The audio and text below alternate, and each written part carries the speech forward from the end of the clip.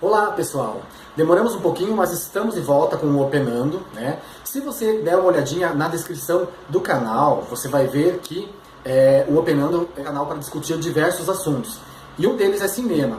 A gente ainda não tinha feito nenhum vídeo sobre cinema, né?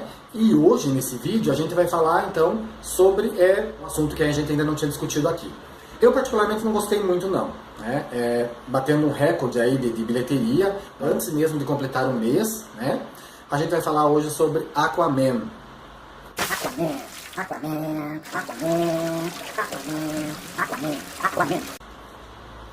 Aquaman.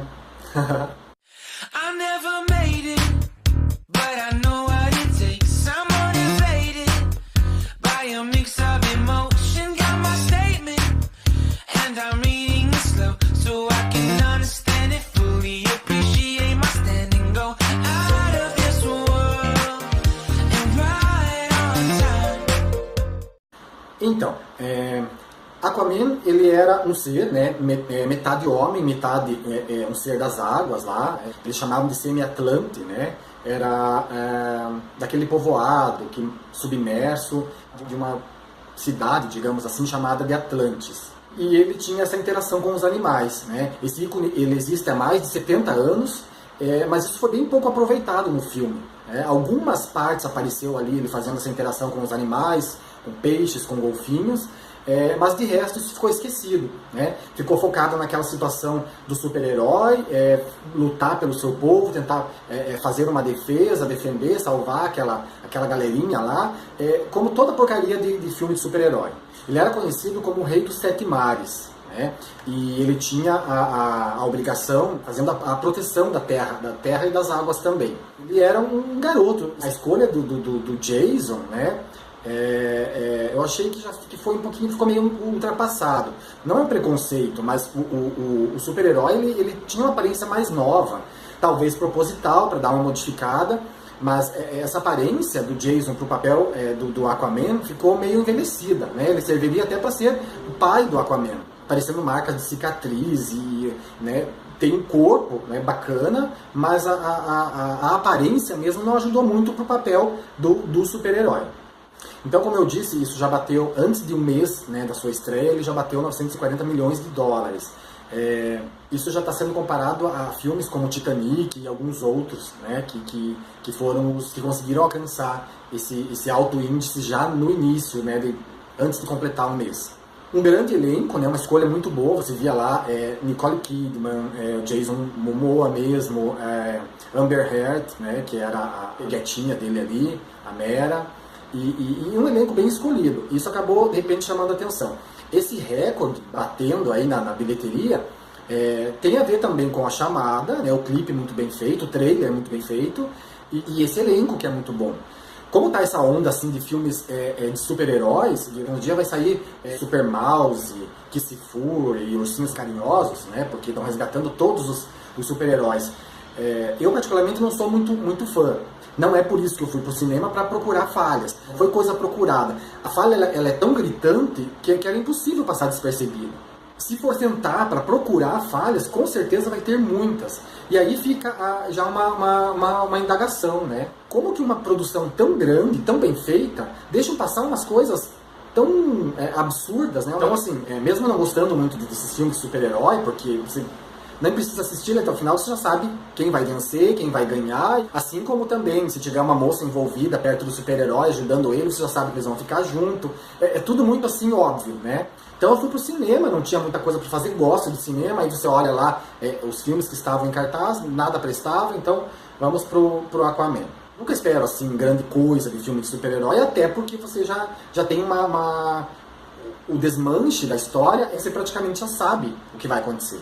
Mas Aquaman eu esperava assim, você esperava mais, e daí você se depara com umas... eu não sei, a ideia acho que era já fazer umas pitadas assim de humor, mas isso é um humor assim tão tosco que a coisa acontece e você fica meio... nem consegue nem rir da piada, né? Filmes de super-heróis, tem alguns que ficaram muito bons, né? Homem-Aranha, Mulher Maravilha, Batman, né? Xuxa e os Duendes, Kéfera a Fada. Não. Pera aí, vamos arrumar aqui. eu achei assim que eu ia me interessar mais pela história. Aí, além da história ser meio fraca, ainda quiseram aumentar o tempo dele, fazer um longa, né? Então o filme ficou muito comprido. E no meio disso, começou aquela encheção de linguiça, né? Que tem umas horas que você começa a meio cochilar, aí você acorda, você não sabe se está assistindo Procurando Nemo, Tubarão, Karate Kid, Pequena Sereia. Aquilo ficou uma bagunça, assim. Sabe quando dá aquele... Você olha e você não sabe direito o que você está assistindo? Uma mistura assim, meio de Matrix, Guerra nas Estrelas, e tinha tudo isso ali no meio. Aquela coisa de sempre, né? O óbvio, a Mera ia se apaixonar por ele, provavelmente eles iam formar um casal, desde o início do filme você já imaginava que isso ia acontecer. Embora eles só tenham trocado um beijinho lá no finalzinho do filme, o filme é bem extenso, e lá no final eles trocaram lá um beijinho muito sem graça, né? Fica muito claro assim, que o Aquaman ele prefere acho que mais os tubarões do que ela, mas ela se deixou ali levar pelo momento, pela situação, pela sensibilidade e não resistiu à tentação. Parece que ele beijou ela assim meio com nojo, né? Na verdade até tenha mesmo. Como tinha essa pegada de humor, talvez eles quiseram fazer como se ele não gostasse mesmo dela, ou sei lá. Mesmo assim, com essa miséria de beijo, né, a Arábia Saudita e a Indonésia, eles censuraram essa parte do filme por causa desse beijo. Mas daí fica aquela questão, por exemplo, da mãe, a mãe do Aquaman, né, Atlana, né, a Nicole Kidman, quando ela conhece o pai, que é um pescador, né, ele é fora do mar, e eles têm esse filho, por isso que ele é meio a meio, né, ele é filho dela, que é da água, e filho dele, que é da terra. Mas eles também se beijam, eles também se conhecem, né, e fizeram até mais coisas, obviamente, porque ele nasceu. E essa parte não foi censurada, foi só o beijo dele mesmo com a Mera. Por ser o super-herói, aí já rolou um certo tipo de preconceito, né, não mostrar o beijo. Aí tem umas piadinhas na internet, porque o beijo deles era molhado, né, por isso que foi censurado. Surgiu um certo questionamento, né, com o diretor, o James Wan, sobre por que o Aquaman não apareceu na Liga da Justiça. Ele justificou dizendo que ele queria os holofotes só para Aquaman, só para Atlântida, que isso merecia uma história própria, né, sem muita mistura.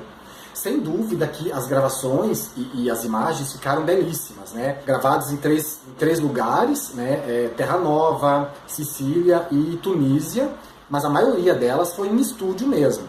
Gold Coast, né? Queensland, que seria no Village Roadshow Studios, né? A maior parte das cenas foram feitas em estúdios. Você consegue achar isso já na internet, você consegue ver como foi feito. Essas imagens começaram em maio de 2017 e terminaram em outubro, para esse lançamento que foi em dezembro de 2018. A história, na verdade, ela é simples. Arthur, que é o Aquaman, né, junto com Mera e Vulco, que eram os associados ali, partem em uma jornada para encontrar o tridente que pertenceu ao rei Atlantis, ao rei anterior. Esse tridente é uma arma, né, poderosa, capaz de controlar os 7 mares. Eles precisam achar esse tridente antes de Orm. Orm era o meio-irmão de Arthur. Sempre tem aquele irmão que é mais maquiavélico, assim, né? Então eles precisavam fazer isso antes para que ele não tomasse posse dessa arma poderosa. Esse irmão, então, pretendia derrubá-lo, né, e tornar-se o rei, pegar o trono de Atlântida. Simples, a história era essa. E daí você vai assistir e você começa a fazer uma confusão na cabeça. Você não consegue entender direito o que eles estão querendo passar com aquilo. O pessoal que gosta mesmo de quadrinhos, né, tem muita gente elogiando, tem aqueles fanáticos assim que gostaram da história. Se você analisar o filme, você vai ver que ficaram algumas brechinhas para uma possível continuação. É proposital, já para ficar essa margem para um Aquaman 2. Tem uma mensagem, né? Como está ligado com água e também com terra, existe aquela mensagem bacana, aquela mensagem ambientalista, né? Até porque ela aborda de uma forma sublimar como que a humanidade vem se comportando com esses biomas, né? A situação do lixo, das males, né? Que a poluição acaba trazendo para toda a vida marinha, e a ligação disso também com a poluição terrestre, que tudo junto acaba sendo interligado e interferindo da mesma maneira. Algumas curiosidades, né? As tatuagens, elas foram inspiradas nas tatuagens reais de Jason. Ele já tem aquelas tatuagens meio tribais, elas foram incrementadas E devido às filmagens, até porque molhava muito, elas foram pintadas à mão mais de 100 vezes, já que elas aparecem em diversos momentos, que ele apareça sem a roupa, né? As roupas também, foi um guarda-roupa muito complexo, assim como todos os super-heróis, principalmente esse com motivos assim marítimos, né? Escamas criadas para todos os Atlantes, em formas de hexágono, também disse que foram feitas à mão e também pintadas à mão. Hoje em dia, com toda a tecnologia que tem, né, de repente nem seja bem assim, mas para dar aquele ênfase, aquele destaque maior, engrandecendo um pouquinho a história, né, foi colocado que isso é um trabalho manual mesmo. Tirando essas coisas, então, do trabalho, dos lugares de gravação e da mega produção, vem as coisas toscas ali no meio, né? Então, assim, gostando ou não, era impossível passar despercebido algumas incoerências, algumas coisas sem nexo, algumas coisas que não encaixavam. Não é aquela falha crítica, aquela coisa que você vai procurar e dizer, nossa, olha como está errado, eu vou assistir, vou procurar os erros. Não, são coisas assim muito óbvias. Por exemplo, já na Liga da Justiça, apareceu ali uma situação, o Aquaman é o protetor dos mares. Depois que ele termina lá uma conversa com Bruce Wayne, ele termina uma bebida e ele joga a garrafa na água, protegendo os mares, né? Após eles serem derrotados em Atlantis, Aqua e Mera, eles aparecem conversando dentro de uma bolha de ar, no fundo do mar. Por que eles estão dentro de uma bolha se eles respiram normalmente na água? Não precisava eles terem esse tipo de proteção. No filme Aquaman, o que acontece também, que é impossível não perceber? Os seres de Atlantis, eles quando saem para a Terra, eles vêm com uma roupa parecida com um astronauta, aquele capacete bem grande, cheio de água, porque eles respiram através da água, né? O oxigênio usado por eles é tirado da água.